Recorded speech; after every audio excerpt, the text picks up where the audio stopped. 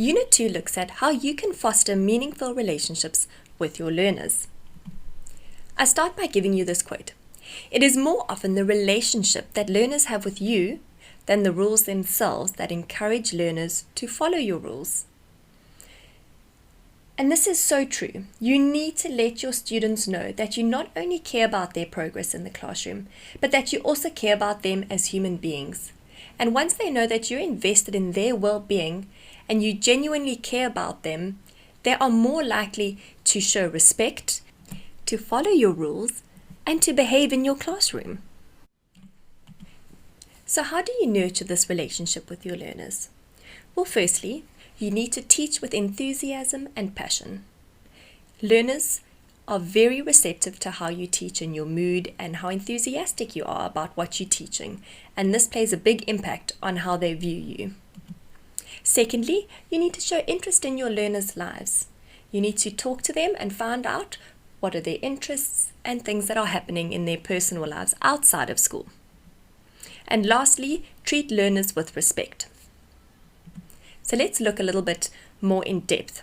So when you teach with enthusiasm and passion, you give off a positive attitude.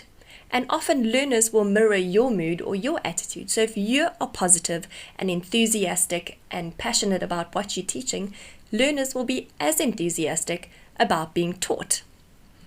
And this is how you can make teaching fun. You need to branch out from the traditional chalk and talk. Try new ways of teaching, more collaborative and cooperative styles of teaching. Bring in some more activities, moving around, guessing games, more informal quizzes that are fun. You need to make it interesting for the learners. Use humor. Try and make the learners laugh. They won't be expecting it. They'll be taken aback, and it'll help you connect and bond on a different level. And the learners will really genuinely appreciate it. And don't forget to smile. When learners walk into your classroom or while you are teaching, smile at them. It is instinctive for a learner to smile back. And that's what you want, to create this warm, positive relationship and environment in your classroom. The next is to show interest in your learner's life. So you need to find out their interests. And yes, if you've got a big class, this could be daunting because there's so many learners. However, you need to maybe use one activity where learners write down a letter to you or an information sheet about themselves, and you can find out a little bit more about them.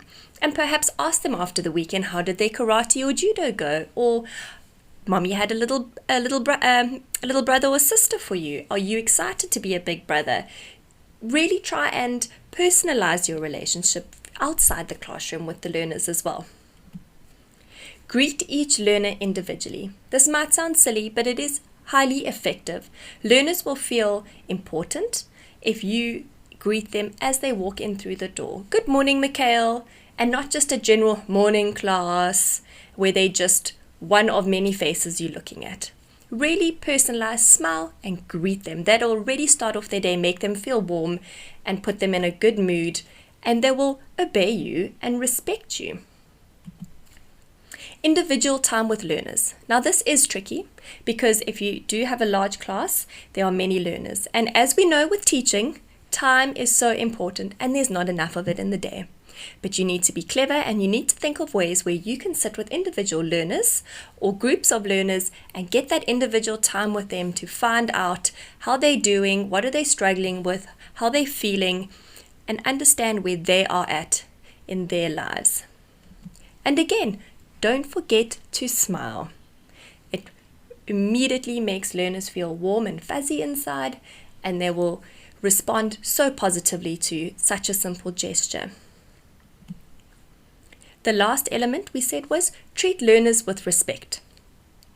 So routine and structure, you might think is quite a strange point to put under here, but learners thrive having routine and structure. They know when they walk in where they put their bags, where they need to put their books, do they hand their diaries in, how do they get ready for break, how do they move to the next lesson, how do they head their paper before their work. We've looked at all the benefits of routine and structure, and learners thrive from it because they know what to expect. It's not chaotic in the classroom. It's not different today than it was different from yesterday, and it's overwhelming because they don't know what's coming next, or they did it wrong yesterday. Are they going to do it wrong again today? What do you want from them? They feel safe and secure with good routine and structure. Positive correction. When learners make mistakes, and they must make mistakes because that's the only way of learning, but when they do, we need to correct them positively. If it is a behavioral issue, you need to address it, but there's no need to be punitive. You need to correct them positively and address the actual issue behind the behavior. So you need to follow up after discipline. Don't just reprimand a child, either individually or in front of the whole class, and leave it and think, oh, I've done it, I've addressed the issue, it's sorted. No, once time has gone by, whether it's at the end of the lesson, the end of the day, you need to follow up after that discipline and chat to the learner and ask maybe how they felt when they got into trouble and how you felt when the behavior they were doing maybe was disrespectful to you. It's possible that they didn't know what they was doing was wrong. So you need to follow up and make sure that you both leave amicably and good-naturedly. And lastly, go the extra mile. Learners will really appreciate it if you just do something a little bit more than what every teacher they see every day does.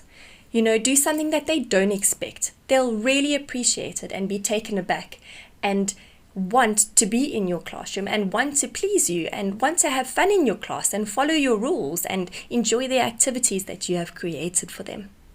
So I'm going to end you with this last slide that we started off with to reinforce the meaning.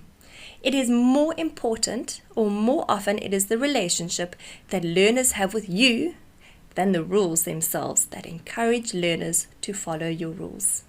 So don't dismiss how important you are in the classroom to the learners.